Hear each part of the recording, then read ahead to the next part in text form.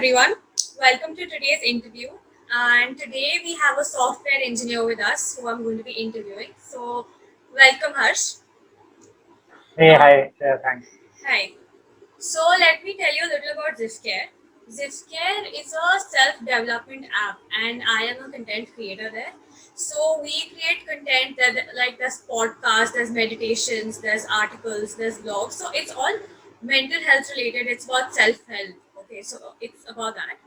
Okay, let's just start. Just tell me a little about yourself, about your life. Tell me a little about you. Okay, perfect. So my name is Harsh, and I have done my bachelor's from Xavier, and right after that, I joined Oracle as a software engineer.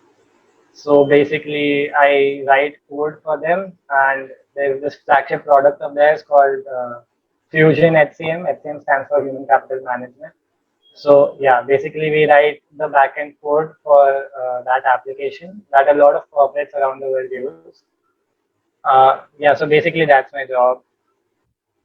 And outside your job, how are you? Okay. How's the Harsh outside the work?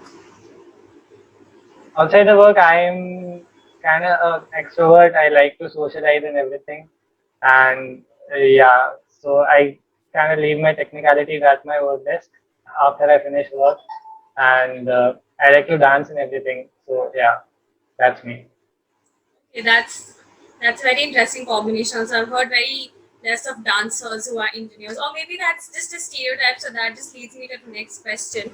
So I have at least heard I have a lot of engineer friends, and I have at least seen them face so many stereotypes. Could you tell us a little about the stereotypes which you might have faced with people? Yeah, so the first is that like engineers are not creative. That's the first thing I've seen, and because within the job also they are not given a lot of creative liberty. So they find it elsewhere and then just end up quitting their jobs to do something where they have that freedom. So yeah, that's the first thing because we have to always follow a process and everything is like outlined for us. And the second is that people really don't understand what a software engineer is, so they just expect us to like fix refrigerators or TVs or anything once they're broken. But they really need to understand that there are a lot of streams in engineering, and a software engineer is basically someone who writes code or maybe has to do with a lot of digital stuff and like he can fix those, but I mean not really like all the things in the world. Right. Also they think that engineers are like somewhat like super smart. I don't think that's true. Yeah, so they're just normal people who are just good with a few things, that's it. Okay. And I think that's a pretty good explanation for all the people who have these stereotypes, and everybody is going to be listening, because one of the stereotypes even I had, because I also used to think what is creativity part that you told me. So thank you so much for answering that for me. I'm not going to think of that anymore. So we jump to the next question. So do you think that in films people portray engineers maybe in the wrong light, or just in one monotonous way, or how do you think that happens? Yeah, so basically, if you talk about films, definitely, yeah, they just overdo a lot of things when they talk about engineers. But I think a lot of reality has been brought by a lot of web shows now because they show a lot of real stuff there. So if you're like specifically talking about movies, yeah, whatever they show in those movies are definitely not what an engineer does. At least a software engineer does. Like they just show a lot of people writing super fast codes on their keyboard, and so that's not really true. I mean, that's not even 50% true. So yeah, films I would say no, not reality. So, would you somewhere blame the kind of stereotypes that people have, maybe somewhere on films, that maybe that's why people have it for engineers? Yeah, definitely. I mean, that's the thing they see. They don't really know what they're getting into. They just see that, okay, yeah, it's like that. But then once they get in, it's like nothing compared to like what they show in the movies and everything. Okay. All right. Okay. So yeah, let's jump to the pandemic questions now. So I want an engineer's point of view here. How did it? Tell me later about how it affected you personally, but with your work, how did it affect you there? The pandemic. Okay, so to be honest, like I have been lucky enough not to be negatively impacted by the pandemic, and it was quite fruitful for me, touch wood.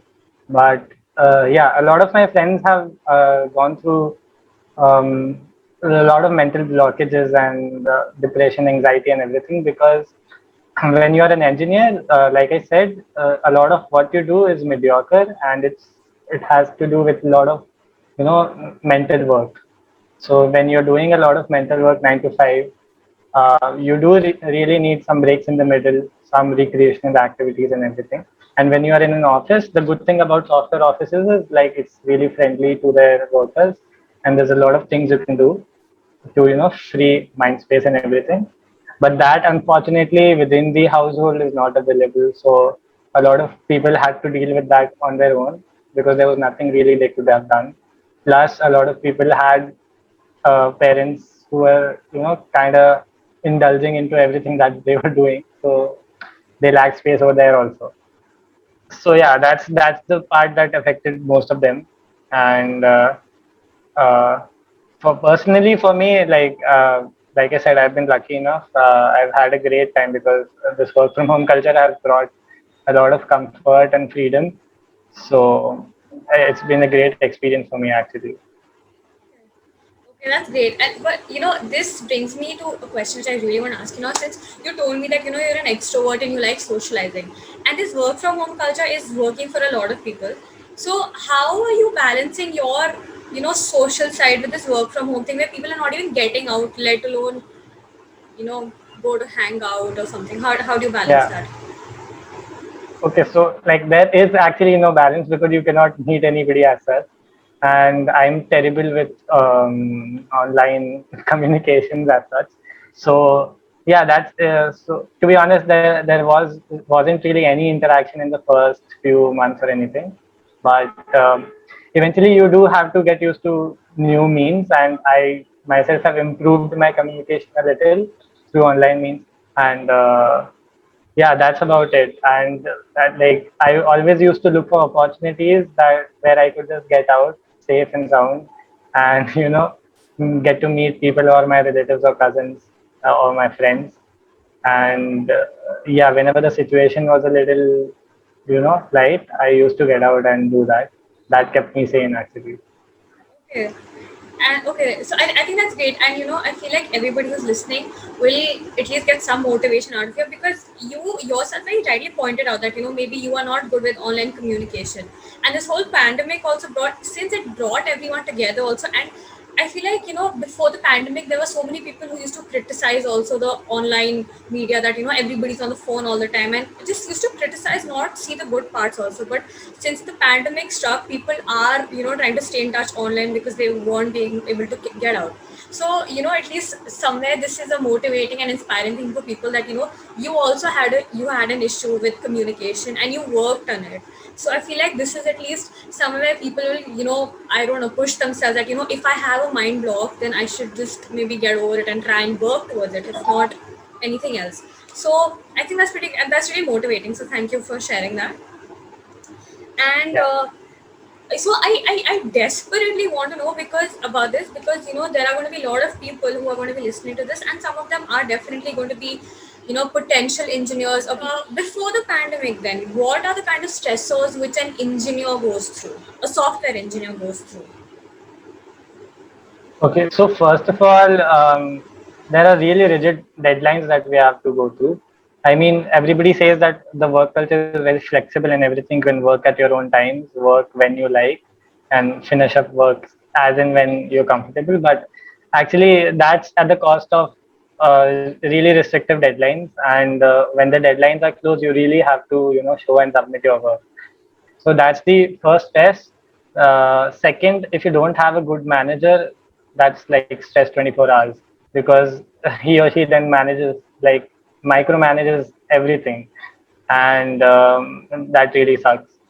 So those two things, I would say. And yeah, another thing is that there's already so much stress about work and getting to fix something that when you're when things in your laptop itself are broken, or like suppose your Wi-Fi is broken or something, that's like a super bummer. And then it really, puts you off what you're doing. So I think that's another stress that we're going through in the household, especially like electricity going at here like random times and everything. Yeah. So yeah, those. Okay. Thank you for specifying, because honestly, all the problems that you're saying, I'm not saying that they are not big enough, but I feel like they are so normal people problems, because people like the stereotype also, which people feel like engineers are not normal. This just proves that even the problems which you guys go through, the software engineers, are just so normal as other people also. So I feel like that's a pretty good slap for the stereotypes also. So I don't want to ask you, like you said you have these rigid deadlines and you have all these things that you have to go through even before the pandemic. How do you deal with it? I mean, how do you try and keep your calm and keep yourself sane through all these stressors? So first of all, I'd say that you shouldn't really postpone your work, and as and when you're getting in assignments, try and finish it without thinking about the deadlines that are like a week away or a month away, and finish it as soon as possible. That will keep you in flow. Secondly, I would say that you should be in constant touch with your colleagues and you know talk to them about whatever assignments you have, and ask for help whenever you want, because when you are in an organization and you are working in a team, you don't work as an individual. And if you're facing a problem, you immediately have to take help. Okay, okay, okay, fine. I think that's pretty great advice for just generally everyone, not just for engineers. I do want to ask you this. So, not just during the lockdown, but the whole 1.5 years we've been sitting at home, and as depressing as that sounds, that's why this question's coming.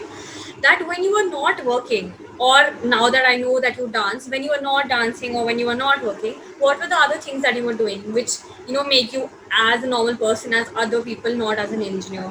Just to let the stereotype go. What are the other things you did? So surprisingly for me, I'm not a person who reads books, but the pandemic really, I saw a lot of people, reading books and everything, and that kind of put me in a lot of pressure about what I'm doing with my life. Yeah. So I started reading books. I read a few books, and and I like them. So that's like a new thing that I did in the pandemic. Apart from that, I really wanted to take some time out and learn investing. So during my when I used to go to office, a lot of my time used to get eaten up in commute and everything, and there was a lot of physical drainage also. So I mean, I invested all of that into learning how to invest my money and everything.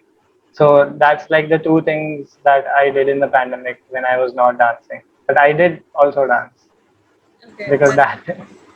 yes, I think that's pretty great, because since I am from this field, I can tell you that there is something as great as dance therapy also for people when they're down. I think you must be knowing about it. This dance therapy is just very Yeah, normal thing, yeah, everybody knows. Yeah. So yeah. it leads me to the next question. So suppose you're having some issue, like mental health wise, you're having some issue. So what is that one thing, and not something that you would do, but something that you would tell yourself, that just to pump yourself up, that one go to line that you would have to push yourself out? What would that be? So one thing I always believe in is that not all, like all bad times do come to an end, and all good times also do come to an end. So that's the one thing I just keep telling myself. So when you're in a really bad time, you should remember that it's going to end soon. And but when you're in a very good time and everything is going your way, you should have that modesty to not really exploit that, and keep in mind that okay, this is normal, and be neutral all times. Okay. Okay. I think that's really great advice.